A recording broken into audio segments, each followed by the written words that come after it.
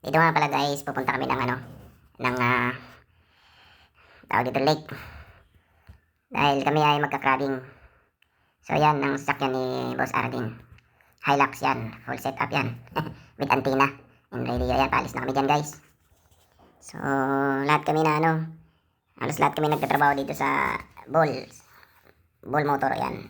Yung iba, siguro hindi kasama. Pero dalawa lang ang alam ko hindi kasama sa amin dito. Ayan, so nakita nyo, palabas na kami sa aming straight. Yan, sa Dindanong Straight. Atadale kasi ito tayo ang pangalan ng lugar na to. Atadale, mamahaling subdivision daw, sabi ng mga nagpupunta dito. So yan, binabaybay na namin ang daang papunta sa Mandura.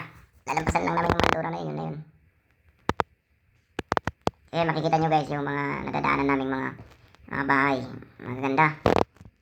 So, dito, guys, sa port kasi sa Australia, kaliwa ang kaliwa yung left-handed dito. So yan, binabaybay namin yan. Ito, papunta sa namin. Madadaanan namin yung trabaho namin dito guys, yung pinagtatrabaho namin. So liliko lang kami dito ng kaliwa. Kaya, pero yung straight na to, yan yung straight na papunta dun sa work namin. Medyo may kalayuan dito sa bahay namin. Pero kung may sarili kang sasakyan guys, napakalapit lang. Kasi sa amin kasi nagbabas kami kaya paliko-liko. Dadaan talaga kung saan kung anong ruta kasi ng bus yun ang dadaanan niya. Kaya yan, maraming may nadadaanan McDo, yan.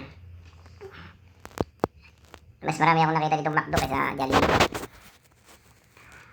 Yan guys, malinis naman yung kanilang mga daan dito. Tapos masinop. May sinusunod na rules talaga. Government talaga yung nasusunod dito. Kahit mayaman ka pa, susunod ka pa rin talaga sa batas. So yan guys, parang pag nilagyan mo ng desierto yung mga gilid-gilid na yan, parang Saudi rin.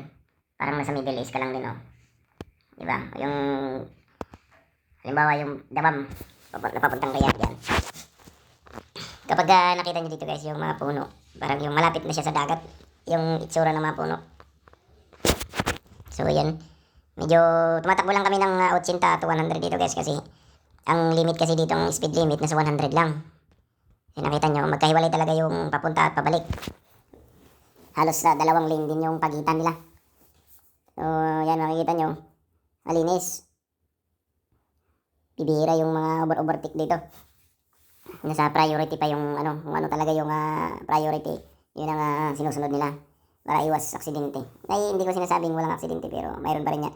So ito guys, nakita nyo, nasa Pilipinas na tayo. Tingnan nyo yung paligid, parang nasa Nueva Ecija ka lang. Makikita mo sa bandang may mga bukid. Yan. So yan guys, parang feel at home in the Philippines. Yan. So makikita nyo yung lawak din ng parang bukid nila dito tapos nakatabi lang sa kalsada. So yan, ang klima dito guys, hindi masyadong mainit. Kayang-kaya lang. Maabot ng kuryenta, pero hindi palagi. May araw lang na ganun, tapos susunod na araw malamig-lamig na naman. Pero summer kasi ngayon guys ang summer nila dito hindi ka masyadong masakit din sa yung init dito sa balat, tapos nakakaitim din. Siyempre nga malapit din sa dagat to. Pero okay lang kasi hindi naman hindi katulad talaga sa Pilipinas na ang taas ng humid kaya ganun. Yan, makikita nyo yung mga puno niya, di ba? Parang tabing-tabing dagat talaga to tignan nyo yung mga bahay, parang Pilipinas lang din parang nasa ka lang, kaya lang, hindi crowded. Yun ang kagandahan dito. Yung ganitong bahay kasi, yung mga daanan dyan sa Pilipinas, napaka-traffic na nito. Ayan ang ganda ng nila, para mga fish pan. Ayan. Malapit na kami dito guys, malapit na kami. Ayan, ang ganda. Tapos bumalik pa kami dito kasi bumili pa kami ng tubig. Yung iba kasi dito guys, nagsasara na ng alas 5. Alas 6 na kami, alas 6 na ito, mga 6:30 na. Kasi pero maliwanag pa rin guys, di ba? 7:30 maliwanag pa dito. Padilim na, mga alas 8. Bumalik kami dito dahil so yan guys, nagsuot na tayo ng full natin para makalusong tayo sa tubig. So yan, maaga pa pero sinuot ko na ng aking pang ilaw. Yan, bit ko yung star, yung lalagyan namin. So yan yung mga kasama ko. Lalakad na kami palusong doon sa doon sa bababaan namin kasi dito dito sa bungad, kaya doon kami sa gitna. Dito guys, sa bandang kanan nito, maraming kangaroo dyan, nagtatakbuhan. So yan, ganyan kaluwang yung pag-gawa namin ng nagka-crabbings kami dito. Bilang pangalawang punta na ata ng mga kasama ko dito guys. So ako yung bagong dating dito, kaya ako yung first time dito. Ayan, banda dito may mga kangaroo dyan guys. So nakita nyo yung mga itim na yun. Tapos tatakbuhan yung mga yun pag nakakita sila ng tao. Pero may kangaroo din na minsan susugurin ka. May mga malalaki na pag mag-isa mo. So yan.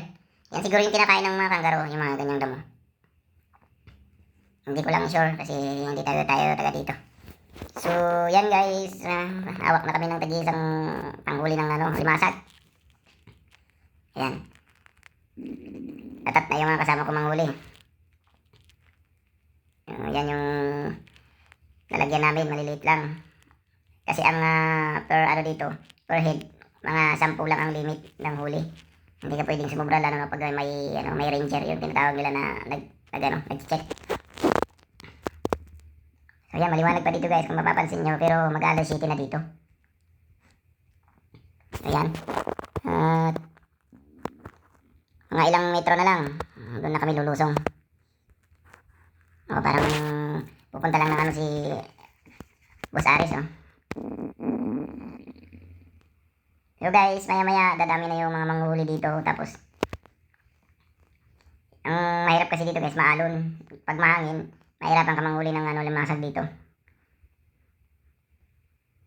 So paglusong namin, wala pa ako talaga makita kasi maalon. Ang low tide pa dito, mga bandang gabi na, mga alas 8:39, ganyan. Yung mga pahapon na ganito, mahirap manghuli kasi maalon. Hindi mo makita yung talaga. Yung limasag, hirap. Mabilis pang tumakbo yung mga yan kasi maalon nga. Mga 2 hours din kami nag-crabbings dito guys. Hindi ko na sure kung ano nung pangalan nitong lugar na to. Yan, hindi kami nagpangkita nung katrabaho ko dati sa Saudi dahil sa Mandura sila pumunta, dito kami sa Koy ata ang pangalan nito, Koy, parang gano'n.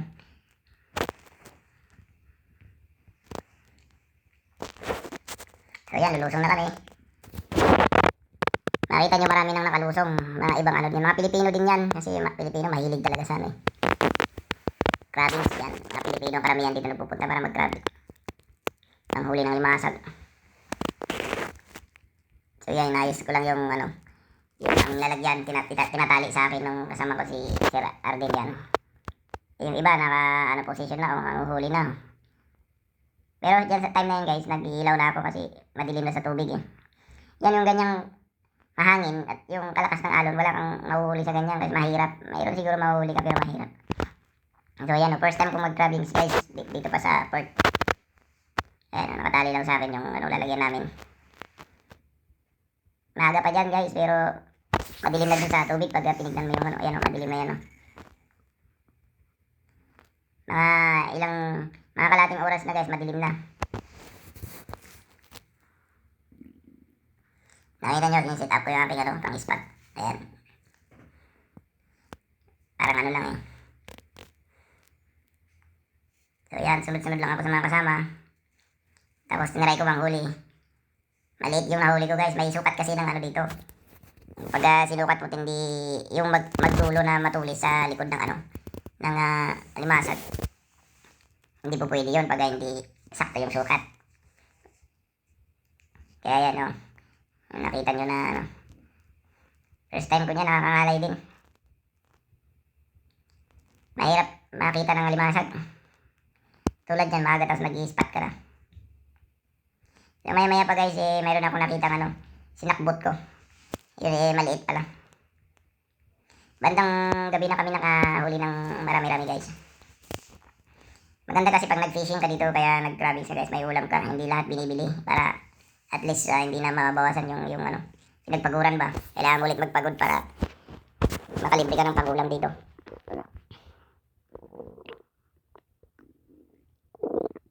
Kaya nakita nyo guys, hinahawakan ko yung takip ng lalagyan namin dahil natatanggal.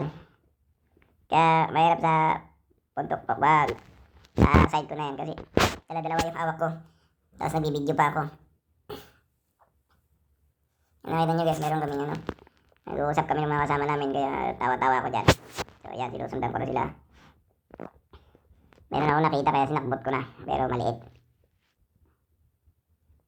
Yan lakas pa rin ang alon guys Pag hindi malakas ang alon talaga, yung tahimik lang, marami kang mahuhuli.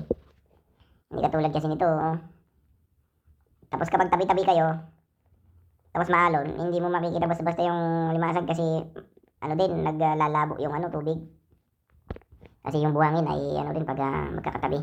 Kaya mas maganda, malakas talaga yung ilaw mo at saka medyo malayo-layo yung katabi mo sa'yo.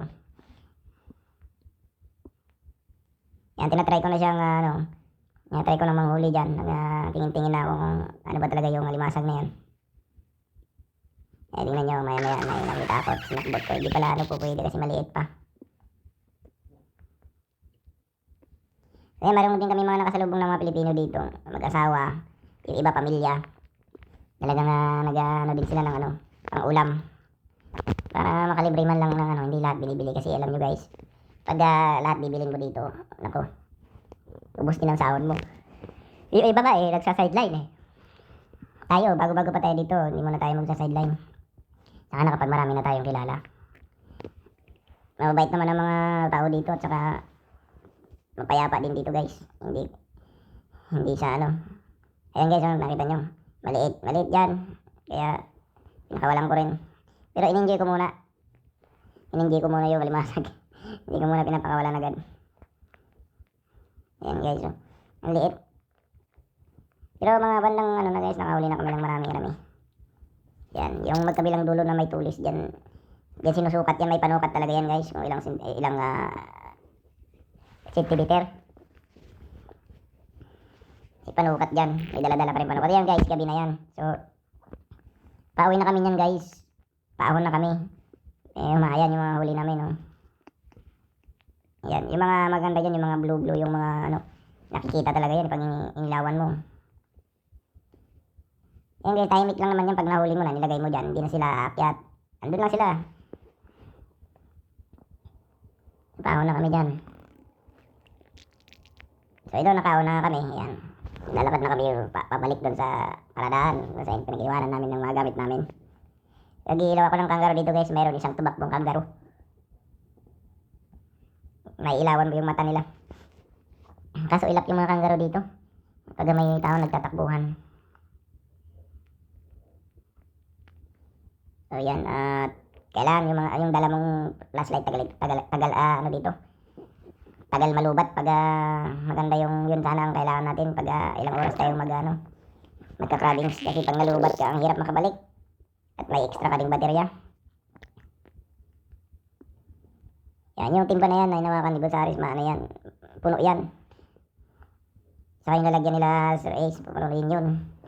Yung sa akin lang video hindi, pahaba kasi. So ayan, malapit na kami sa paradaan. Yung isang kasama namin, si Sir Randy, nalubat agad yung flashlight niya kaya bumalik siya. Tapos mga ilang siguro isang oras tapos pumalis na rin kami doon. So yan, nandiyan na kami. Tatawanan na kami kasi may bumalik sa amin agad.